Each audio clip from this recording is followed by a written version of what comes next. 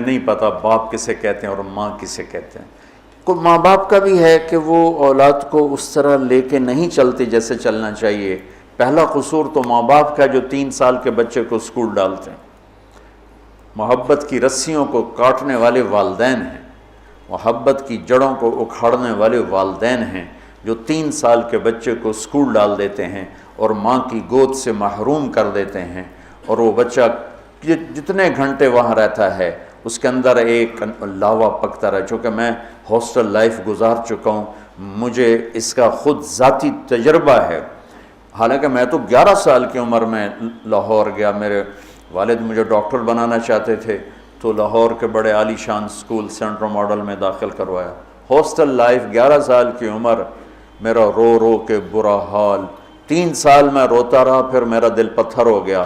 والدین کے لیے میری محبت مرتے دم تک پھر بیدار نہ ہو سکی۔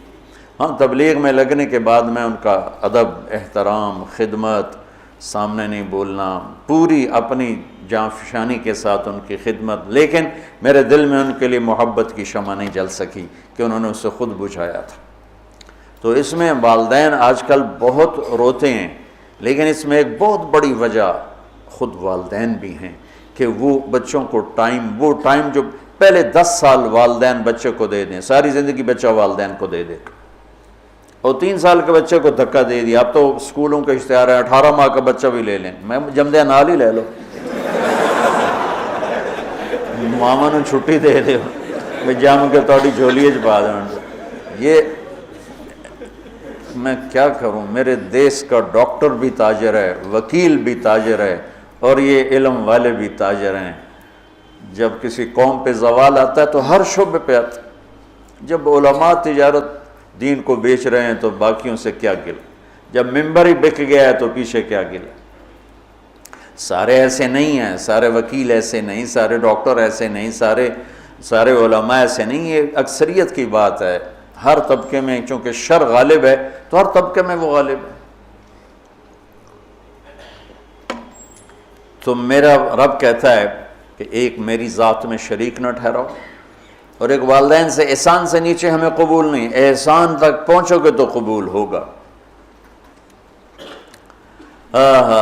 آپ جنت میں تشریف لے گئے تو قرآن کی تلاوت سنی، آپ نے فرمایا کون کر رہے تلاوت؟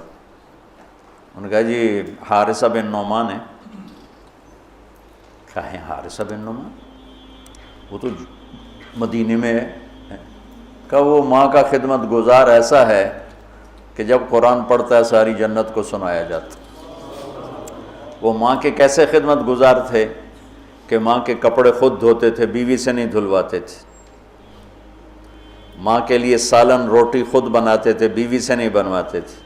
ماں کے سامنے بیٹھ کے ان کو روٹی ہاتھوں سے کھلاتے تھے، ان کو خود نہیں کھانے دیتے تھے۔ ماں کے سر میں تیل لگاتے تھے، کنگھی کرتے تھے، جوئیں نکالتے تھے، یہ سارا کام وہ کرتے تھے۔ 2 صحابہ کے بارے میں آتا ہے کہ والدین ماں کی وہ خدمت کی جو کوئی نہیں کر سکا، ایک حضرت عثمان اور ایک حضرت حارثہ بن نعمان، عثمان بن عفان اور حارثہ بن نعمان۔ اور حضرت امام زین العابدین علیہ السلام اپنے والدہ کے ساتھ روٹی نہیں کھاتے تھے۔ اور یہ ہمارے ہاں تو ہم اجمی لوگ ہیں نا، بخیل لوگ ہیں، اب وکری پلیٹیں جو اپنی بوٹیاں پا لو، کوئی اور نہ کھا لوے۔ تو عرب کٹھا کھاتے تھے، کٹھے بیٹھ کے کھانا آج بھی تہذیب ہے۔ ہم نے قطر کے بادشاہ کے دسترخوان پہ کھانا کھایا، وہ اور لوگوں کے ساتھ مل کے بیٹھ کے کھا رہا تھا۔ تو کسی نے کہا آپ ماں کی اتنی خدمت کرتے ہیں تو آپ ان کے ساتھ کھانا کیوں نہیں کھاتے؟ فرمایا کہ مجھے ڈر لگتا ہے کوئی ایسی بوٹی نہ اٹھا لوں جو میری ماں کی نظر میں اور میں اٹھا کے مجرم بن جاؤں، کہ وہ میری ماں کی نظر میں ہو اور میں اس سے پہلے اٹھا کے کھا لوں تو کہیں میں ماں کا مجرم نہ بن جاؤں، اس لیے میں ساتھ نہیں کھاتا ہوں۔ کسی نے حضرت علی سے پوچھا حسن آپ کے بیٹے کیسے ہیں؟ کہا میں جب چلتا ہوں تو میرے آگے نہیں چلتا، میرے پیچھے چلتا ہے۔ جب میں بیٹھنے لگتا ہوں تو پہلے مجھے بٹھاتا ہے پھر خود بیٹھتا ہے، اور جب میں گھر میں کمرے میں ہوتا ہوں تو گھر کی چھت پہ نہیں چڑھتا کہ باپ سے اوپر نہ ہو جاؤں۔ تو آج والدین بہت ذلیل ہیں اولاد کے ہاتھوں، بہت دکھی ہیں اولاد کے ہاتھوں، اور ان کی جو فریادیں وہ عرش کو ہلا دیتی۔